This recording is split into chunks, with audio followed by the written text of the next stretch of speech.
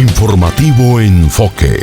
La actualidad y el análisis local, nacional e internacional en Telecanal. Informativo Enfoque. La opinión con argumentos. Amables televidentes, a partir de este momento su espacio Enfoque, con los temas locales, nacionales e internacionales a través de Telecanal. Les habla Alfonso Salcedo, es un gusto estar con todos ustedes y hoy nos vamos a ocupar de un tema local, de un tema de ciudad, y tenemos panelistas, invitados especiales para hablar del tema de el sitio de la Resistencia, del Puño, que por estos días y hoy precisamente ha habido una convocatoria al pie del CAN donde se ha hecho un pequeño meeting para procurar que esa legalización del predio sea efectiva. Tenemos con nosotros en la ciudad de Cali al doctor Dícter Zúñiga. Muy buenas, doctor Dícter. Muy buenas tardes tenga usted, Alfonso, a los compañeros de panel y a su invitado especial, Juan Ortega, aquí dispuesto a abordar el tema que usted nos ha planteado. Muchas gracias.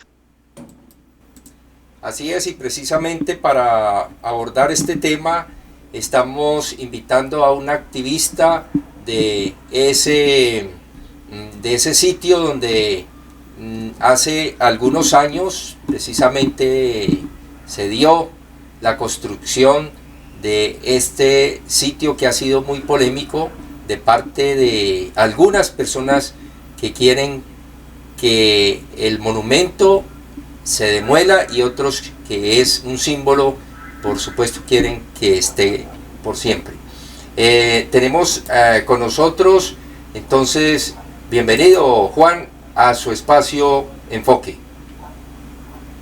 Bueno, buenas noches a todas y todas, agradecerles por la invitación y bueno, muy agradecido de que se nos dé la oportunidad de estar acá comentando, contando y respondiendo preguntas, inquietudes que quizá la ciudadanía más crítica de Cali tiene y bueno, muchas gracias de verdad. Gracias Juan Ortega, y en la ciudad de Bogotá tenemos a nuestro analista político Hernán Riaño. Bienvenido, Hernán. Muy buenas noches a todas las personas que se conectan con nosotros, a nuestro invitado especial Juan Ortega, a Dícter Zúñiga, a Antonio Patiño y a nuestro anfitrión Alfonso Salcedo. Gracias, Hernán. En la ciudad de Wisconsin está con nosotros Antonio Patiño. Buenos días, buenas tardes, buenas noches a todas las personas que nos ven a través de Enfoque, también de Telecanal y de todas las redes sociales. Muchas gracias, Alfonso, por la invitación. Un saludo a los compañeros panelistas acá desde Wisconsin, en el centro norte de Estados Unidos, muy cerca de Canadá. Bueno, sí, tenemos un invitado, Juan Ortega. Entonces, la idea es que le formulemos algunas inquietudes, algunas preguntas. Yo voy a iniciar con una pequeña inquietud, Juan. En el estallido social, durante el estallido social, se empieza con la construcción de este emblemático monumento, este emblemático símbolo. ¿Cuál fue la intención? ¿Quiénes fueron los gestores de esta idea? ¿Y cuál es el propósito de este monumento que se gestó en el sitio conocido como Puerto Rellena y que hoy en día se conoce como Puerto Resistencia? Bueno, nuevamente saludarles, agradecerles el espacio. Decir que yo hago parte de una red cultural que ha venido acompañando el proceso de Puerto Resistencia, que tiene sus actores vivos, que tiene su propia dinámica y que ha generado toda una apertura alrededor de la construcción de diferentes espacios de unidad, de cooperación entre espacios de lo comunitario. Puerto Resistencia como punto de resistencia del estallido social 2021 nace al calor de unas reivindicaciones muy concretas de lo que fue pues esa coyuntura de movilización, concretamente frente a la reforma tributaria, concretamente frente también una serie de reivindicaciones y exigencias históricas del movimiento social y popular colombiano, pero que encuentran quizá en esta juventud, pero no solamente en la juventud, sino en estos actores que salen a la movilización, madres, padres, gente de las ollas comunitarias, artistas, pues también unas nuevas reivindicaciones identitarias frente a escenarios de reivindicación y de conquista de derechos.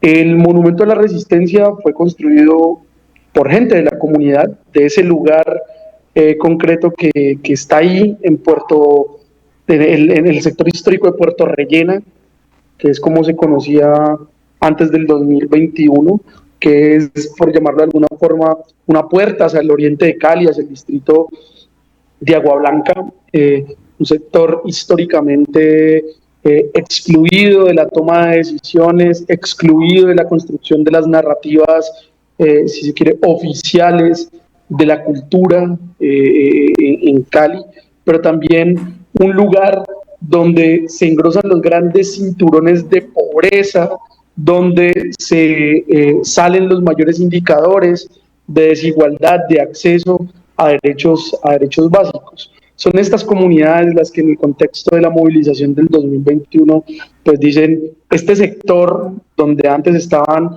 las astas de las banderas, pues es un sector donde nos hemos encontrado para resistir, para construir memoria, para reivindicar otra idea del territorio, y aquí vamos a construir un símbolo, una mano, un puño cerrado, más bien con la izquierda, me dirían algunos compañeros y algunas compañeras, construido por artesanos, por maestros de obra, por artistas, por gente de a pie que si no tenía idea preguntaba, que si no sabía se le enseñaba, y que dicho sea de paso ha pasado por una serie de ejercicios de curaduría que lo que dicen es, este monumento está muy bien hecho, no tiene un solo grado de inclinación, no está torcido para ningún lado, no tiene fallas estructurales, y lo que trataba de significar era precisamente la resistencia de estas comunidades ante la realidad histórica a la que se han enfrentado.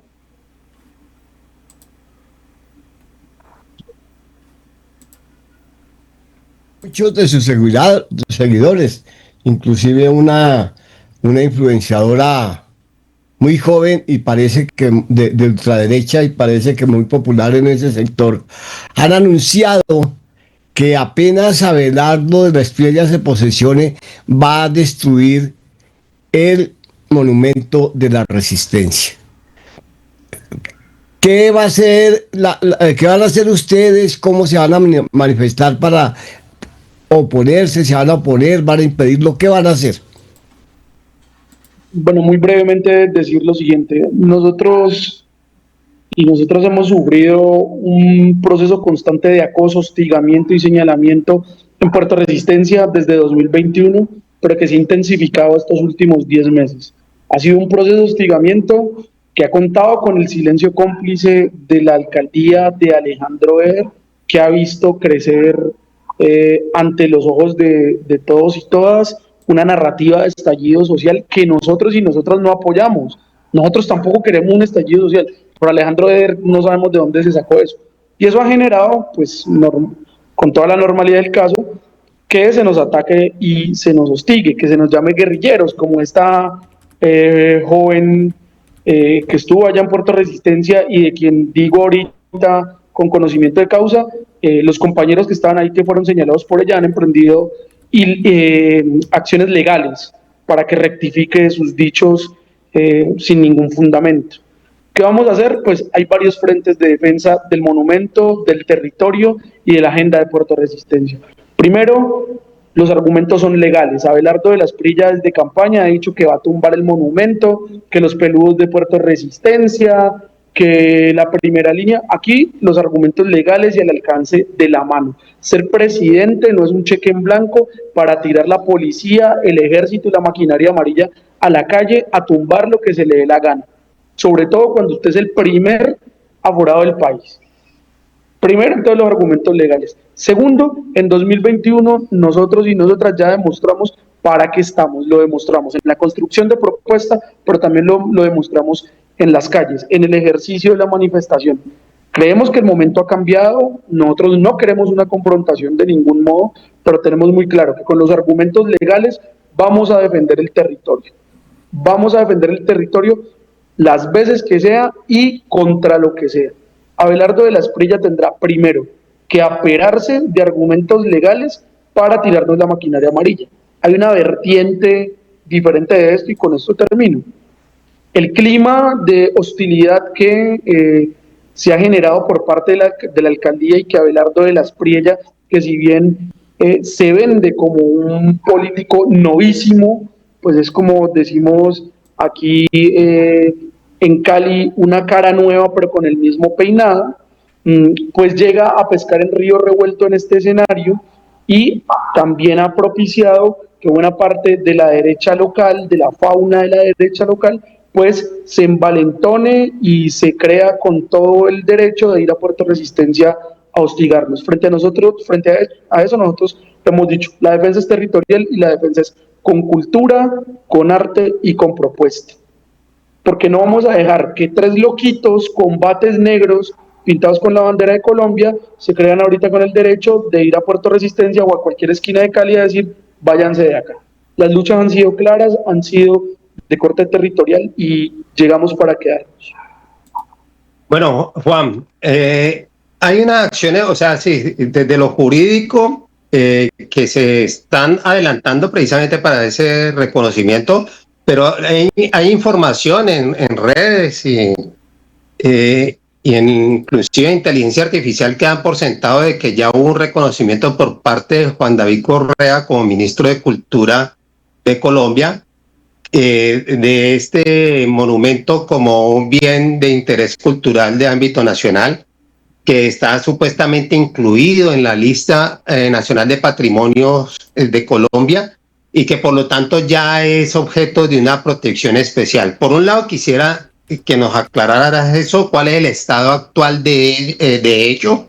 Uno diría que ya de por sí es un monumento que inclusive atrae a la gente de afuera, del país, de la región, y ya convoca a la gente frente a un hecho histórico como fue lo sucedido en el 2021, y que independientemente de una declaratoria final ya debería de tener algunas medidas de protección amparadas por la ley, no por un gobernante de turno. Eso por un lado. Y por el otro lado, la situación frente a estas personas que estás diciendo, entre ellas no hay que dejar escapar el nombre de Julián Andrés Escobar, que yo creo que ese es uno de los más grandes instigadores, que estuvo instigando inclusive previas a las elecciones a la presidencia con iluminarias. Hay videos que lo captan perfectamente en esa actitud. Hay acciones penales frente a ellos porque yo creería que están rayando ya en el Código Penal, ¿no? Bueno, ahí están las inquietudes, Juan. Bueno, brevemente decir lo siguiente. Para nosotros hay tres frentes donde se juega lo que vos planteas, Víctor. El primero es el territorial. Hay que decirlo con toda la claridad del caso, el monumento de Puerto Resistencia y el territorio de Puerto Resistencia como punto de confluencia de unas fuerzas vivas del movimiento social ya son patrimonio cultural, porque no requiere de la sanción de absolutamente nadie, requiere del proceso de significación y resignificación de lo que ahí se ha suscitado, tanto pictóricamente, arquitectónicamente, territorialmente, como políticamente. Y eso debemos dejarlo muy claro. No pedimos que sea reconocido como bien de interés cultural para que tenga la sanción de absolutamente nadie y diga, mira, es que yo tengo un papel que defiende el monumento. No, el monumento no se defiende con papeles, lo defendemos nosotros y nosotras con argumentos, con propuesta y si llega el caso con la vida, y eso debe ser clarísimo. Un segundo frente sería el frente legal. ¿Con qué cuenta legalmente el monumento de Puerto Resistencia? Y esto para decirlo, el monumento de Puerto Resistencia tiene más papeles que muchos de los que hoy son senadores de la derecha y de la ultraderecha que se posesionan el 20 de julio. El monumento cuenta con un licenciamiento por parte de la Alcaldía de Cali y de la Secretaría de Planeación en el año 2021 para erigir un monumento urbano en modalidad artística. Hay que decir que ante esto, el señor que usted nombra, que hoy por accidentes de la vida es concejal, Andrés Escobar, interpuso una demanda de nulidad a este licenciamiento. Él decía que la licencia estaba viciada y presentó una argumentación, un cartapacho de documentos, de cosas, argumentos y conceptos jurídicos que yo estoy plenamente seguro que él no entiende, porque pues alguien que no va a las sesiones del Consejo, ¿de qué se va a enterar alrededor de argumentos jurídicos? Pero lo presentó, aupado por quién sabe qué abogado o qué abogada.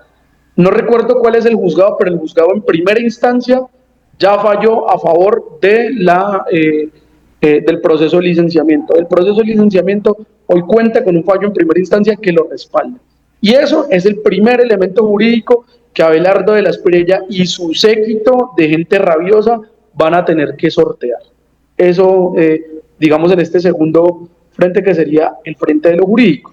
Ahora, frente a la cuestión política, que sería el tercer escenario de la voluntad política, sí se ha emprendido un camino desde las organizaciones sociales y comunitarias, fundamentalmente desde la Asamblea de Puerto Resistencia, pero que está recogiendo hoy muchas más voluntades.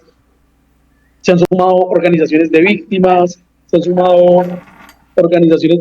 han organizado, se han volcado organizaciones sociales de Siloé, del Oriente de Cali, de Llano Verde, sindicatos, que hoy estamos emprendiendo un camino de presión a la alcaldía.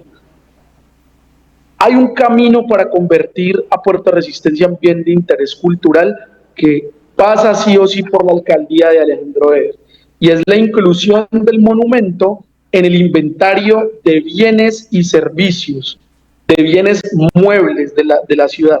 Para esto se debía efectuar una cesión de derechos de quienes son autores materiales e intelectuales del monumento. Esto ya se hizo con el apoyo del gobierno nacional, que dicho sea de paso, ha tenido toda la voluntad política del caso durante estos años para que esto pase, desde el presidente Petro, que estuvo en abril de 2024 en Puerto Resistencia y llamó y le ordenó al ministro en ese momento, Juan David Correa, que fuera, que se emprendiera este camino, pasando por el Ministerio de Cultura y también por la Dirección Nacional de Derechos de Autor, que hace parte del Ministerio del Interior. Hoy el proceso está ahogado en bienes y servicios, donde la señora Noralba García, que tiene ya el radicado de las firmas de quienes aparecen como autores y autoras, pues no han querido firmar el contrato de cesión. Y ser muy claros en esto, nos están enredando la pita porque pues sabemos políticamente que se le vendría a Eder si firma ese contrato, pero este proceso administrativo es un contrato, es un proceso que no conceptúa.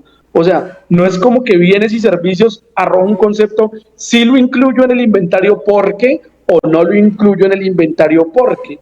Es lo incluyo porque cumple, no lo incluyo porque incumple. Y hoy el proceso cumple, de hecho está radicado, está debidamente diligenciado. Y asistimos a un escenario, uno más de incumplimiento del alcalde Alejandro Eder. Terminar simplemente con esto. Los tres escenarios de los que acabamos de hablar se imbrincan en una sola cosa, y es la movilización social de ideas, esfuerzos, gestiones que se vienen emprendiendo desde Puerto Resistencia, pero que desde acá hacemos la invitación, no solo a Cali, no solo al Valle, sino a todo el país, al continente, a Estados Unidos, que nos unamos alrededor de esta iniciativa que lo que busca es reivindicar el derecho de comunidades movilizadas a transformar el territorio, resignificarlo, patrimonializar sus prácticas, sus saberes y sobre todo a que la memoria no muera en las amenazas de un tipo que habla más duro de lo que tiene margen para hacer. Juan, la verdad, acabas de decir que nosotros desde el exterior también podemos apoyarlos. Cuando comenzó voy a decirlo entre comillas, el estallido social el 28 de abril del 2021, yo personalmente seguí mucho toda la situación. Me siento orgulloso y desde acá felicitaciones para ti, Juan, y para todas las personas que estuvieron en esa situación. Creo que todo Colombia estuvo apoyando lo que hizo Cali y repito, desde acá y sé que desde otras partes del mundo nosotros teníamos el corazón puesto con ustedes, estábamos igual empujando con ustedes allá en Cali y de verdad mis respetos, todo lo que hicieron. El 20 de julio de 1810 hubo un grito de independencia. Lo que se hizo el 28 de abril pasará a la historia como otro grito de independencia del país y sobre todo de Cali y parte de esa zona del Valle del Cauca.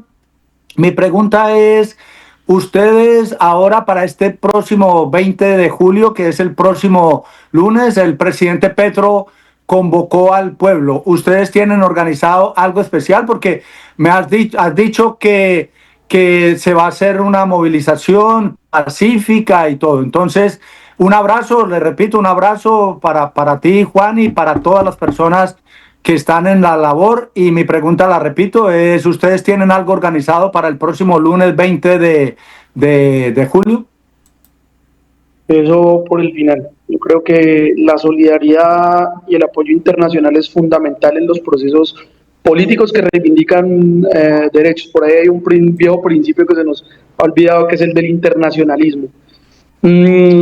Para el 20 de julio el presidente ha convocado en las diferentes plazas concentraciones, marchas, plantones, en dirección precisamente de la defensa del legado de este gobierno, que puede dar para nuestro programa para que hablemos de ese legado. Desde Cali que hemos dicho y que estamos, digamos, convocando con las diferentes organizaciones. Un plantón precisamente en Puerto Resistencia que hemos denominado como algo así como un festival, una toma cultural por la vida, la memoria y los derechos que buscan posicionar cuál es nuestra nueva narrativa en el nuevo momento político y plantar pie fuerte en la defensa territorial frente a las amenazas. Se han articulado sindicatos, se han articulado centrales obreras, se han articulado líderes y lideresas sociales. Hemos logrado con gobierno nacional acordar algunos términos para que nos apoyen logísticamente para este evento que habrá el lunes 20 de julio en Puerto Resistencia. Habrá una agenda cultural, artistas, presentaciones, emprendimientos para economía circular, ollas comunitarias y bueno, vamos a estar ahí encontrándonos, dándonos apoyo, dándonos un abrazo y diciéndole al país que Puerto Resistencia, la primera línea y el estallido social llegaron para ser un nuevo actor de cambio y un nuevo actor de paz. Juan, recuerda que en las pasadas elecciones, cuando se decidió, pues, ahí en medio del fraude, el futuro de este país, todo indica que va a asumir posesión el señor Abelardo de la Espriella. Ese día, en horas de la noche, cuando se conocieron el preconteo, hubo una movilización bastante fuerte allá en Puerto Resistencia. Efectivamente, vimos a la gente que habitualmente, dijéramos, son líderes en el punto, producto de ese proceso que viene desde el 2021, pues dentro de un espacio limitado, creo que estaban convocando porque todos estábamos prácticamente pensando en celebrar la victoria del señor Cepeda, pero no fue así. Y al final lo que vimos fue la concurrencia de una gran cantidad de gente, y yo no creo que sobre esa gente hubiese algún tipo de control por parte por parte de la gente que habitualmente movilizan y hacen o abren esos escenarios públicos con actores políticos en el lugar. ¿Tú qué crees frente a ese tipo de manifestaciones tan espontáneas que convocan a otras personas que están dispuestas también a defender el punto, pero de pronto de una manera muy distinta a lo que ustedes vienen haciendo? Bueno, yo insistiría con que bastaría otro programa para hablar precisamente de cuáles son no solo los legados del gobierno del cambio en estos 4 años, sino de lo que se inaugura en el estallido social a nivel de las reivindicaciones. Brevemente te puedo dar mi opinión al respecto y es esta. En el suroccidente colombiano, en el país entero, pero particularmente en el suroccidente colombiano, hay una premisa.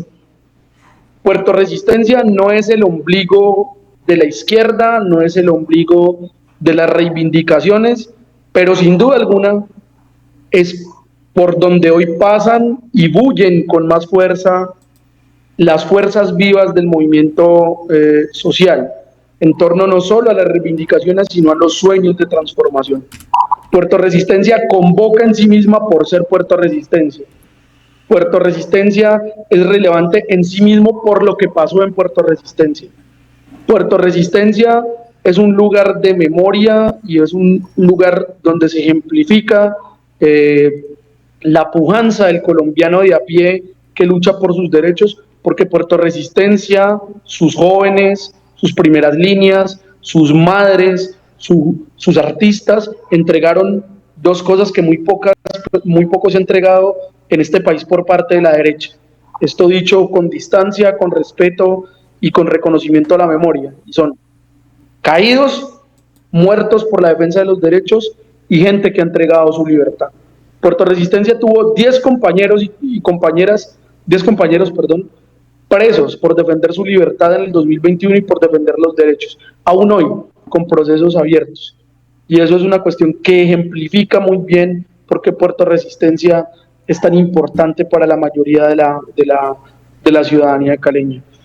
También se ha emprendido un proceso de organización, de construcción de agenda autónoma que convoca, y convoca no solamente por su poder simbólico, convoca también por su poder transformador, por su capacidad de incidencia política en espacios donde se toman decisiones, y también por la capacidad de delimitar líneas de acción para la unidad, para la construcción de agendas, para la disputa territorial y para levantar la voz en una ciudad donde estamos muy acostumbrados y muy acostumbradas al gris, a que se le hagan exenciones tributarias a los ricos, a que se pongan baches y que absolutamente nadie diga nada, y en general donde se toman decisiones arbitrarias y se señalan de guerrilleros o subversivos a quienes levantan la voz. Juan, mis compañeros saben que yo, mi corazón, ahí puedo decir que es mi corazón, que no quiero que Abelardo de la Espriella se posesione el 7 de agosto. Eso lo digo con el corazón, pero también la razón me dice que Abelardo de la Espriella no se debe posesionar el 7 de agosto.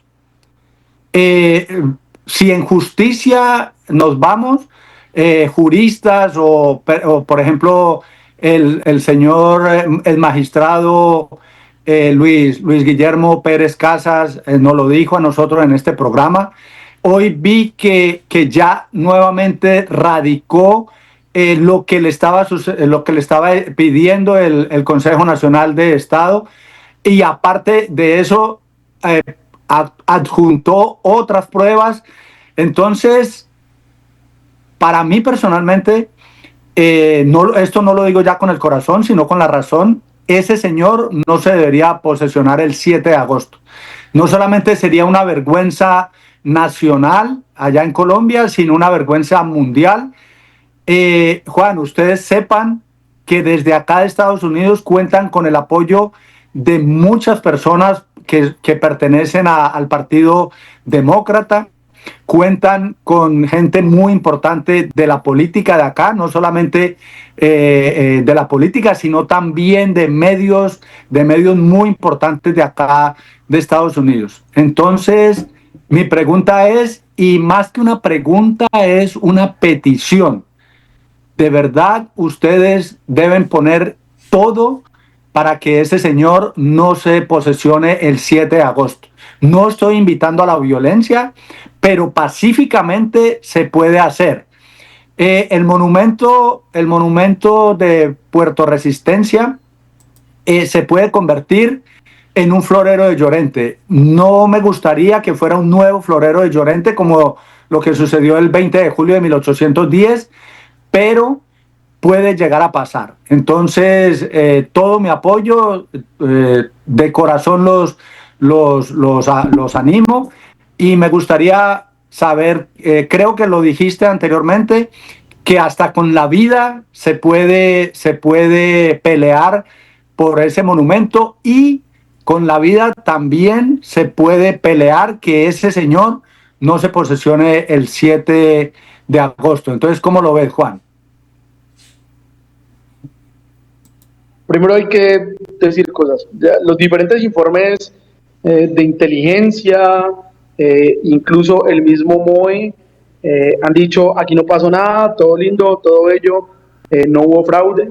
El presidente denunció en el más reciente Consejo de Ministros y también en la última reunión de bancada, la entrante y la saliente, que hay pruebas suficientes para, digamos, emprender un camino jurídico frente a un posible fraude.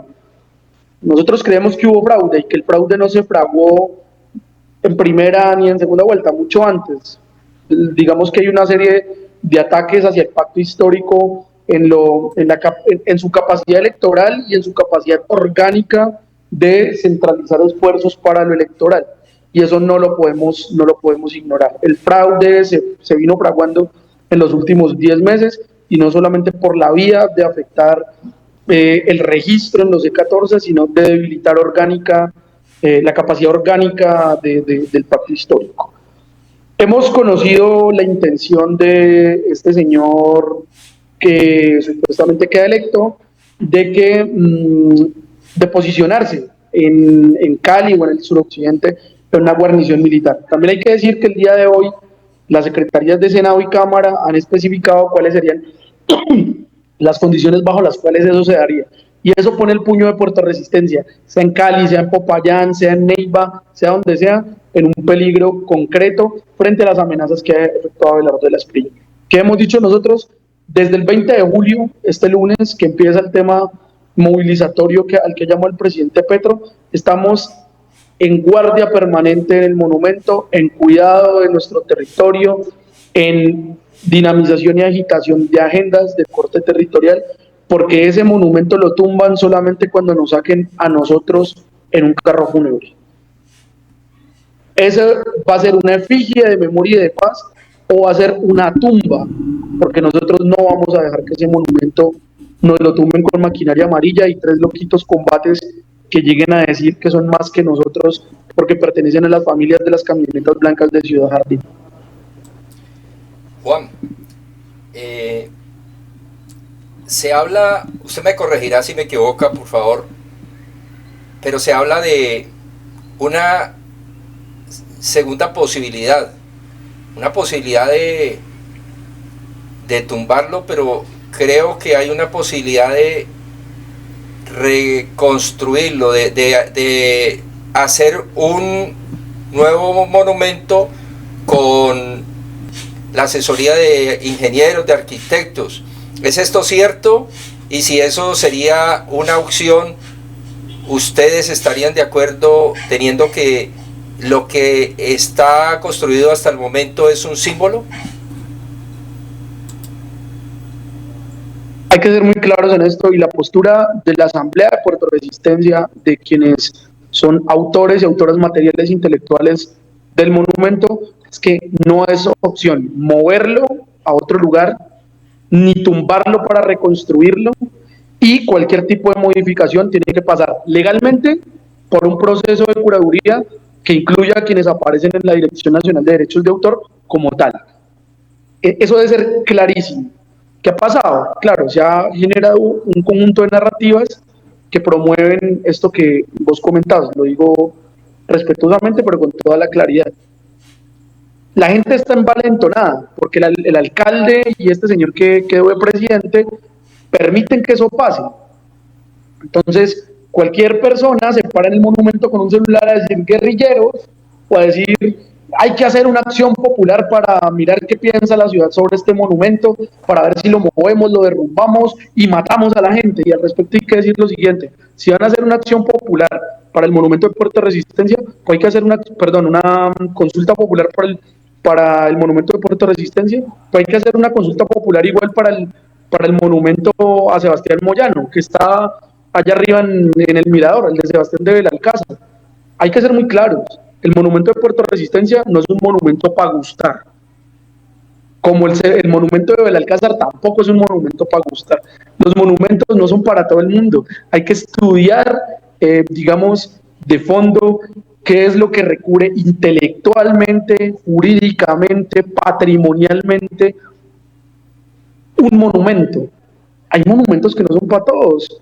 Yo voy a poner un ejemplo muy corto y es el que siempre pongo: el monumento del Valle de los Caídos en España, que es básicamente una gran tumba de los que mató Franco en la guerra civil y que él mismo los puso a construir. Y es un monumento al que el movimiento del 21M y el gobierno de Pedro Sánchez con Pablo Iglesias exigieron y lograron que se sacara el cuerpo de Franco de ahí. Entonces, los monumentos, por el hecho de ser monumentos, no es que pasen por la sanción popular. Hay unos procesos administrativos que deben cumplir con unos elementos jurídicos para ser reconocidos por la institucionalidad como bien mueble de la jurisdicción que le corresponde. Para nosotros ya es patrimonio y eso no lo vamos a poner a consideración de nadie. Juan, el agradecimiento por habernos aceptado esta entrevista. Ya para terminar, le damos la palabra a el doctor Dícter Zúñiga y lo esperamos por aquí de nuevo para otros temas que podamos debatir.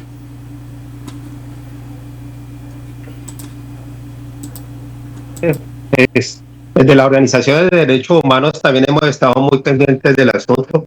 Obviamente hay un sector bastante empoderado, bien asesorado, y que han venido trabajando para consolidar ese monumento como un punto, dijéramos, hito de la ciudad.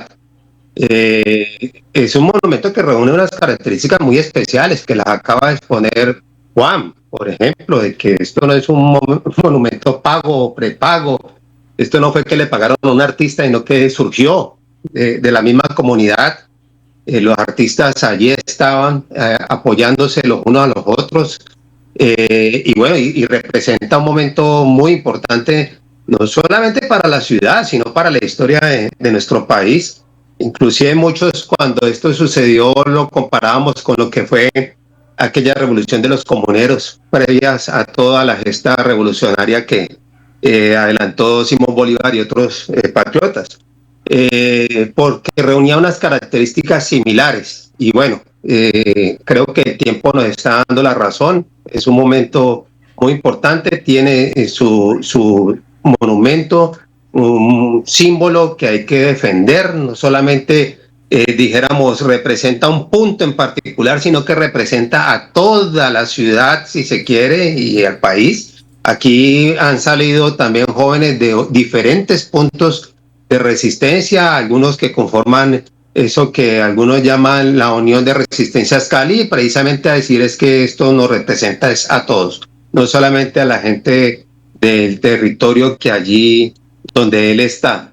Entonces, sí, Juan, de todos modos, pues estamos muy pendientes de lo que surja. Creo que ya hay algo bastante consolidado y esperemos de que no se les vaya a ocurrir cometer semejante barbaridad, porque ante la barbaridad que algunos plantean, pues la reacción no va a ser solamente de unas personas en un punto, sino que seguramente va a ser la reacción de toda la ciudad.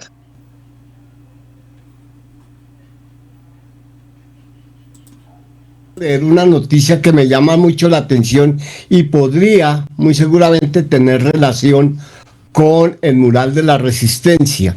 Dice, la Corte Constitucional ordenó proteger los murales, las cuchas tienen razón, y le prohibió a Federico Gutiérrez que los borre. Y finalmente, después de todo el tema que le ordenó a la Defensoría del Pueblo y a todos los entes proteger, dice, finalmente exhorto a los servidores públicos, especialmente a aquellos de elección popular, a participar activamente en la protección de expresiones artísticas vinculadas a procesos de memoria histórica y reparación simbólica.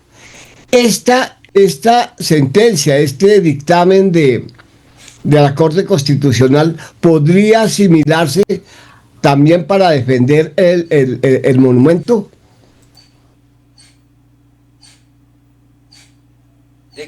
Juan.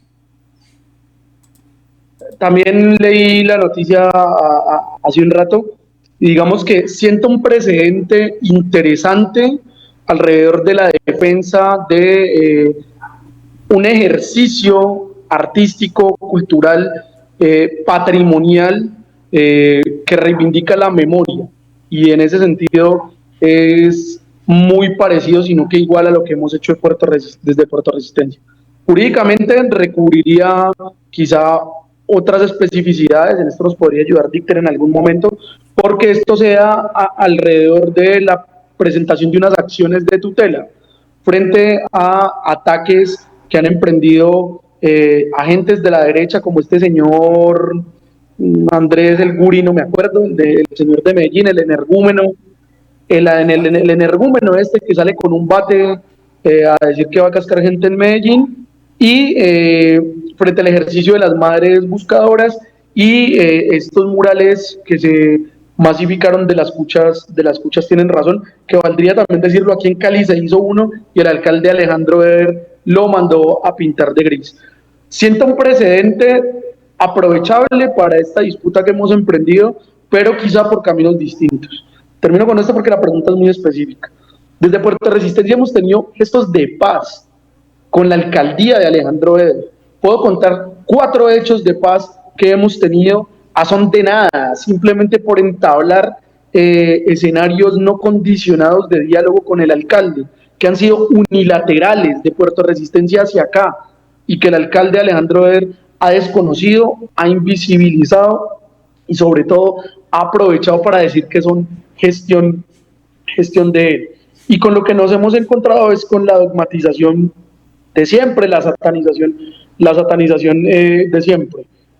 Hemos iniciado un proceso también de presión hacia la alcaldía, el primero en 2 años y medio de alcaldía, con acciones en el marco del derecho a la protesta, pero que buscan precisamente generar condiciones para cuestiones parecidas a las que hoy la Sala Tercera de Revisión pues tiende a amparar el ejercicio también de las madres buscadoras. Seguiremos ese camino y sin duda alguna con las madres buscadoras ya hemos tenido una cercanía, incluso pues Dicter los conoce de los diferentes escenarios en que nos hemos encontrado, las víctimas, quienes siguen reclamando, lesionados oculares, y que sin duda alguna esto nos unirá en una causa un poco más común en la estrategia, en la táctica y en la estrategia.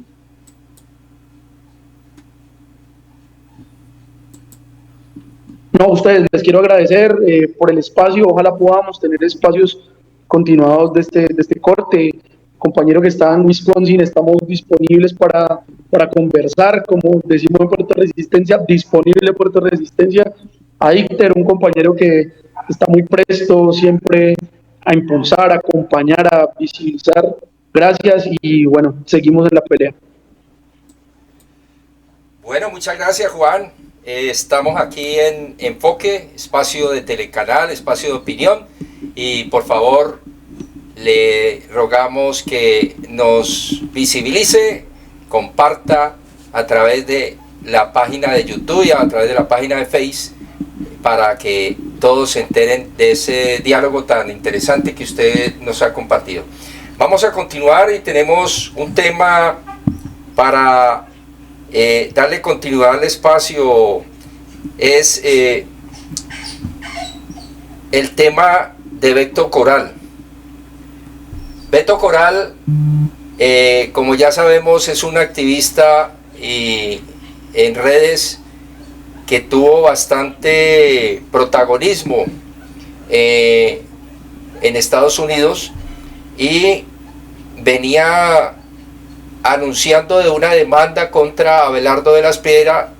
Esto fue en época electoral y luego es conducido por agentes del ICE a prisión delante de su hijo y hoy día es deportado. Vamos a iniciar con Hernán. Hernán, por favor, nos comenta al respecto. Sí, ya aparece que todo el día en las redes y los diferentes portales de noticias independientes han estado pendientes de la llegada de Beto Coral a Colombia. Parece que ya llegó, según acabo de ver en una información, parece que ya llegó y que fue recibido por muchos petristas. Aquí el tema es lo que nace a partir de ahora. Él es el hijo de un militar que ayudó en la captura, en lo que iba a ser la captura, pero terminó en asesinato, en la muerte de Pablo Escobar Gaviria. Y a raíz de eso fue asesinado el papá de Beto Coral. Se fue para Estados Unidos por amenazas a su vida por ser el hijo de este militar. Lo sacan de allá por orden de Marco Rubio, pero por solicitud de Abelardo de las Piedras, supuestamente. Eso es lo que han dicho muchas informaciones de redes sociales. Habría que confirmarlo textualmente, pero todo indicaría que podría ser por ese lado. El hecho de que llegue a Colombia Beto Coral lo pone en riesgo, porque aquí hay mucha gente y eso se vio sobre todo en esta última campaña electoral, donde él era candidato por la circunscripción de la diáspora, inclusive con Géner Úsuga, estaban los dos y una dama, no me acuerdo el nombre, por un grupito que hicieron que no se fue con el pacto histórico, porque pues con las cosas que hace incomprensibles que hace el pacto histórico, pues fueron prácticamente no admitidos estos dos candidatos, pero ellos estuvieron muy activos y las redes sociales fueron comandadas, los bots y todas esas cosas comandadas por la ultraderecha, fueron implacables con Beto Coral. Recordemos también que Beto Coral tenía problemas judiciales con Álvaro Uribe Vélez en Estados Unidos por demanda que le puso Beto Coral y por demanda, no estoy muy seguro, ahorita Antonio me podrá hacer el favor de aclararme, que le puso Uribe a Beto Coral allá. Esos antecedentes hacen que el señor Beto Coral en Colombia no tenga una seguridad, una protección a su vida como debe ser. Y otra duda que tengo ahorita, lo he estado buscando, es qué pasó con el hijo de él, si llegó o no llegó con él. No lo he podido confirmar en las redes y en los portales independientes, pero esperemos ahorita que haya un pronunciamiento oficial para poder resolver estas dos incógnitas. Si él viene como deportado por orden de Marco Rubio, unido con Bernie Moreno, y repito, muy presumiblemente por solicitud de Abelardo de las Piedras, en una venganza, porque pues, también han tenido muchos altercados, muchas animadversiones entre los dos. Entonces, pero ya está en Colombia, ya por lo menos este mes que pasó de cárcel en cárcel en Estados Unidos, porque fueron como 4 o 5 cárceles que lo tuvieron allá, lo torturaron, no lo dejaban tomar agua, no le daban comida, etcétera, etcétera. Ya está en Colombia, donde puede ser cobijado por muchas personas que lo pueden ayudar inicialmente. Queda la duda de cómo se le va a brindar protección porque muy seguramente puede ser, puede ser motivo de atentados por parte de la ultraderecha. Sí, el tema del conflicto que tuvo con Álvaro Uribe, que inclusive pasó avisos en una avioneta. Yo sí considero que Beto Coral se enfrenta a unos monstruos. Él no tiene el músculo financiero, y con Álvaro Uribe le tocó no solamente conciliar, sino retractarse en las redes sociales. Pero démosle paso a Antonio. Antonio, ¿cuál ha sido la reacción en Estados Unidos sobre el tema de Beto Coral? Gracias, Alfonso. Con Beto nosotros venimos hablando más o menos como desde el año 19, más o menos. Si mal no recuerdo, nosotros nos hicimos amigos desde esa fecha. Vivimos en estados muy diferentes, vivimos a muchísimos kilómetros de distancia, porque ustedes saben que acá en Estados Unidos, de un punto A a un punto B, hay mucha distancia. Él en ese momento estaba en Florida, estaba en Miami. Él en ese momento él trabajaba en Uber. Yo llegué a Orlando, y después de Orlando me desplacé para acá, para el estado de Wisconsin, como digo, a muchísimos kilómetros de distancia. Cuando él comenzó el problema con el señor Álvaro Uribe Vélez, yo lo seguí muy de cerca, valga la redundancia. Nos comunicábamos a través, en ese momento nos comunicábamos a través de WhatsApp. Pues yo le daba muchos ánimos, lo apoyé en lo que pude, también lo apoyé psicológicamente y lo apoyé económicamente. Cuando él ya vio que la situación se estaba complicando mucho, me acuerdo que él en esos días me puso un mensaje, y yo fui uno de los que le decía que no conciliara. Yo le decía: Beto, tienes todas las de ganar, no concilies. Y cuando llegó el momento en que él llegó a la conciliación, él no lo hizo porque sabía que iba a perder. Él lo hizo porque sabía lo que acabas de decir, Alfonso. Él económicamente no podía seguir afrontando esa situación, porque acá para todos es sabido que tener una defensa es muy costoso. Acá los que nos toca pagar abogados, en el caso mío que me toca pagar casi como 3 o 4 abogados, el tema es bastante costoso. Entonces, después él prácticamente se vio obligado a una conciliación. Ahora, hace muy poco nos dimos cuenta que él fue amenazado. Y saben, yo creo que para ustedes no es un secreto, que la persona que estaba en esa conciliación era un abogado colombiano que, para sorpresa, se llama ese abogado colombiano, que ya no es abogado, se llama el señor Abelardo de las Prielles. Beto Coral se dio cuenta que ese señor lo había grabado de una manera fraudulenta. Digo fraudulenta porque en el estado de Florida es prohibido grabar conversaciones sin el consentimiento de la persona. Están hablando 2 personas, y sin el consentimiento de una de las 2 no se puede grabar la llamada.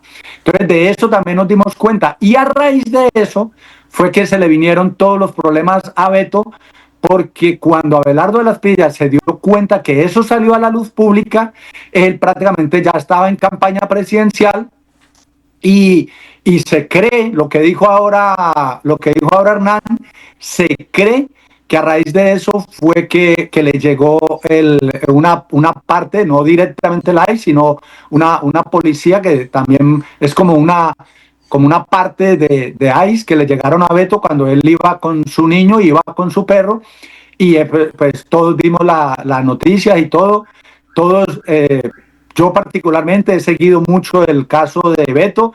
Para terminar, quiero decir que dentro de lo malo, dentro de su mala situación, de todo lo que le tocó pasar. Me alegro que haya llegado a Colombia estando el presidente Petro en el gobierno, porque hubiese sido muy diferente si no hubiese estado el presidente Petro. Entonces ahora para Beto continúa un camino. Yo sé que Beto es un guerrero, es un valiente. Desde este programa le mando un abrazo, le mando un saludo y para adelante, Beto, que la guerra continúa. Tú mismo lo dijiste cuando te entrevistó Daniel Coronel, que ya sea desde acá de Estados Unidos, o sea desde Colombia o de cualquier parte del mundo, vas a seguir en la lucha. Entonces, con toda, mi hermano, vamos para adelante. Bueno, no, yo creo que pues importante escuchar las palabras de Antonio, que efectivamente estaba mucho más cerca de lo que creía yo frente a Beto. Aquí lo único que quisiera agregar es que hay que denunciar realmente la actitud de estos grandes medios corporativos de desinformación, en cabeza de Néstor Morales por un lado, y por el otro lado, inclusive ahí mismo el señor Felipe Zuleta, que realmente son personas que están haciendo de esta situación toda una campaña en contra de la persona, efectivamente, y desestimando a pronunciamientos muy importantes, porque veo que el señor Reinaldo Villalba, que es uno de los abogados, inclusive en el caso en contra de Álvaro Uribe Vélez, pues él tenía información muy importante que él daba cuenta de que efectivamente esta detención atiende a una persecución de carácter político. Coincidencialmente, recordemos que para la época en que ocurrió su detención allá en Estados Unidos, el señor Abelardo de la Espriella acá se estaba pronunciando sobre unas noticias buenas que se iban a dar para los patriotas en el exterior, y efectivamente él estaba diciendo eso e inmediatamente se estaba procediendo a detener, a privar de su libertad de manera injusta a Beto Coral. Entonces, y viene un asunto que ya lo adelantó Hernán, y es el tema de su seguridad. O sea, él ha corrido con la suerte de que efectivamente estuvo el gobierno de Gustavo Petro al frente, la Cancillería al frente, y bueno, no lo desaparecieron. Si bien me imagino que el trato no fue el mejor, pues tampoco seguramente fue el que han vivido muchos extranjeros en Estados Unidos con estas arbitrariedades. Él estaba tras un trámite por su condición pues dijéramos de perseguido político aquí en Colombia, y no se esperaba tal situación. Entonces sí, hay unos pronunciamientos muy desatinados por parte de estos también, valga la expresión, sicarios del micrófono, como el del señor Zuleta, que de periodista yo no le veo absolutamente nada. Ahí acaba de sacar un video pues todo desencajado, el señor inclusive como que no se ve en el espejo, no se ve a la cámara, cómo se descompone al momento de pronunciarse sobre estas personas que representan la izquierda, el progresismo y sus diferentes variables. Y ahí pues ha hecho unos pronunciamientos bastante desatinados frente a la situación de Beto, a quien lo ha tratado como un ilegal, que mejor dicho la suerte que tuvo era la mejor, que ahorita Petro entonces lo que va a salir es a recibirlo, a ponerle el tapete rojo, porque eso es lo que le gusta a Petro. O sea, eso no es de un periodista serio. Y hoy en la mañana tengo entendido que hubo también una confrontación entre Néstor Morales y uno de los panelistas, porque pues este panelista le llamó la atención sobre cómo ahí pues inclusive no se cuestionaba, porque no lo cuestionan en el fondo, la forma en que acciona el ICE en Estados Unidos. O sea, no hay un pronunciamiento claro en contra de esto, que no solamente le sucedió a Beto Coral. Mataron a un colombiano recientemente, y fuera de eso pues son muchas las personas que están padeciendo esa situación en Estados Unidos, ellos callados porque le rinden culto al señor de la Espriella, le rinden culto al señor Trump y obviamente al imperio. Informativo Enfoque. La actualidad y el análisis local, nacional e internacional en Telecanal. Informativo Enfoque. La opinión con argumentos.